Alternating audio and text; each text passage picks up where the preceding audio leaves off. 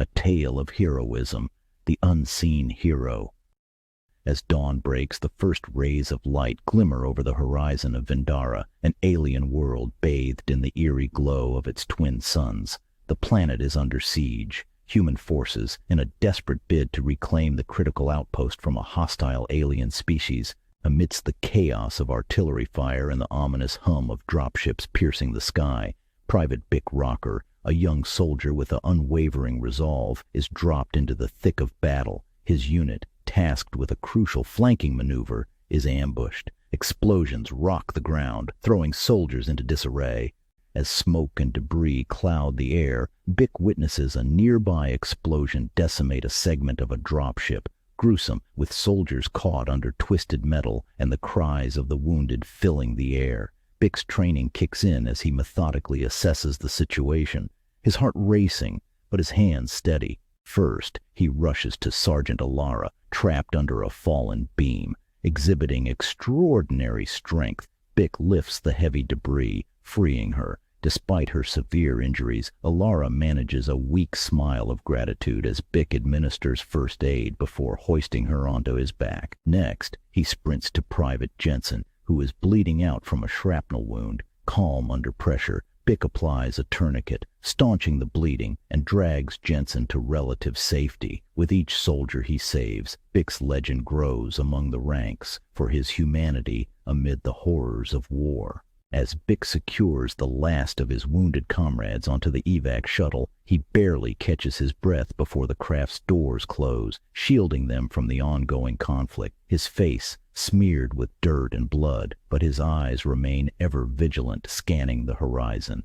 The battlefield sprawls before Bick like a nightmarish maze, each path fraught with danger. The distant roars of alien war machines blend with the sharper, closer sounds of gunfire and the occasional crack of a sniper's shot.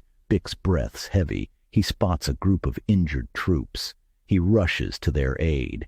Bick leads a small, ragged band of survivors across the scarred terrain. His eyes are constantly moving, alert for any sign of enemy movement or an opportunity to take cover.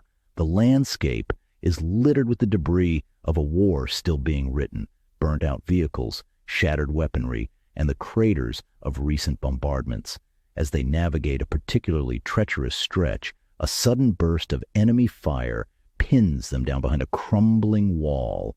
The air crackles with tension, the soldiers' breaths shallow and quick. In this moment of peril, Bick's leadership shines. He reassures them with a firm, calm voice. "Stay low. Follow my lead. We're making it to that ship." His words are more than commands. They're a lifeline. The group makes a desperate dash for a nearby ravine, providing temporary respite. Here, amidst the fear, Bick checks on each soldier, sharing his water, rebandaging a wound with a steadier hand, offering a quick joke that sparks brief, grateful laughter. These fleeting moments of human connection forge bonds that war's chaos cannot break. As they approach the evac zone, the sound of the dropship's engines grows louder. Bick does a head count, ensuring no one is left behind. Just meters from safety, an enemy patrol emerges, cutting off their path. With no hesitation, Bick steps forward, drawing their attention, allowing the others a chance to sprint to the dropship. He engages the patrol with a daring feint, dodging and weaving, his actions a blur of desperate courage. His diversion successful. Bick makes a break for the ship, bullets whizzing past. He leaps aboard as the ramp closes, the thud of his boots on metal echoing like a victory cry. As the dropship lifts off, soaring away from the alien-infested battleground, his rescued soldiers share exhausted, relieved glances. They are safe, for now. The mothership orbits high above Vendara, a silent sentinel amidst the stars. Inside, the medbay is a sanctuary of white and blue lights, where the hum of medical equipment blends with the soft murmurs of the wounded. The soldiers Bick saved, now under the care of the ship's medics, exchange stories of their rescues. "Rocker was there right when I thought it was the end," one soldier recounts, his voice low, eyes wide with the vivid memory. "Yeah, pulled me out of the fire and into the ship. No way I'd be breathing without him," another adds, wincing slightly as a medic adjusts his bandages. As they speak, the commanding officer, Major Rocker, Bick's father, enters the medbay. His expression is grave, his usual composed demeanor tinged with an uncharacteristic frown. The room falls silent at his approach, the air heavy with respect. The men once again recount their stories for Bick's father, but each story seemed to agitate him more and more, until he stood up and shouted, "Enough!" Major Rocker pauses by a curtained area, his hand hesitating on the fabric. With a deep breath, he pulls it aside, revealing a stark, unsettling sight, a body on the table, unmistakably Bick, lifeless and still. The soldiers gasp, some turning away in shock. "This is my son, Bick Rocker." Major Rocker's voice cracks as he speaks. "He was on the first ship destroyed, and he was on the first medship back. He has been here the whole fight."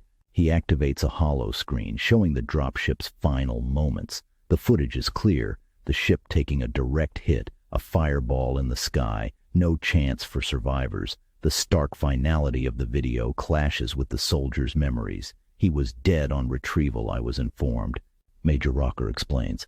"He couldn't have been with you," Major Rocker continues, his voice steady, but his eyes betraying a storm of emotions.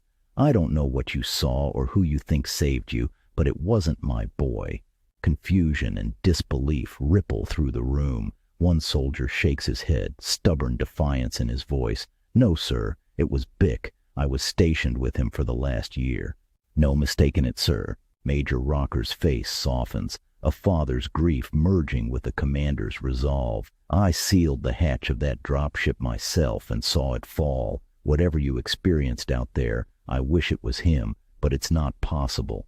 The soldiers are left to grapple with the reality presented to them. Some whisper about guardian angels, others speculate about the mind's tricks under extreme stress, but all feel an unsettling chill as they glance back at the body of their supposed savior, the room filled with a heavy silence. The medbay's sterile calm contrasts starkly with the storm of emotions within each person present. The soldiers, bandaged and bruised, sit in a heavy silence, their eyes occasionally drifting towards the covered form of Bick Rocker. Major Rocker stands by the viewport, staring out at the stars that scatter the dark expanse of space, a mirror to his scattered thoughts. A younger soldier, his arm in a sling, speaks up. "Sir, whoever it was, he saved us.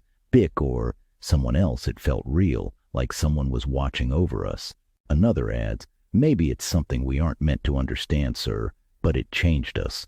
The room nods, the shared experience binding them in ways words fall short to describe. Major Rocker nods solemnly. In war, many strange tales emerge, some never explained.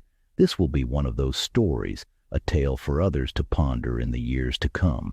He looks around, his eyes softening. "What matters is that you're alive. We honor Bick's memory by living, by remembering him, not just for how he died, but for how he lived and what he did for us all." The conversation dwindles as each person wrestles with their own swirling thoughts and the mystery of the hero who saved them. The story of Bick Rocker evolves into a legend within the ranks, a spectral guardian in their darkest hour, whether real or imagined. As the ship continues its silent vigil in orbit, the soldiers and their commander share a moment of reflection. Outside, the universe seems indifferent to human suffering and bravery, yet inside, these human stories of courage and mystery resonate deeply. The mystery of what happened on Vendara remains, a lingering question mark against the backdrop of an uncaring cosmos, but the legacy of heroism and the possibility of something greater, something unexplainable, endure in the hearts of those who were there. This is not goodbye, nor the end. Until the story continues, my friends, Bick and Rocker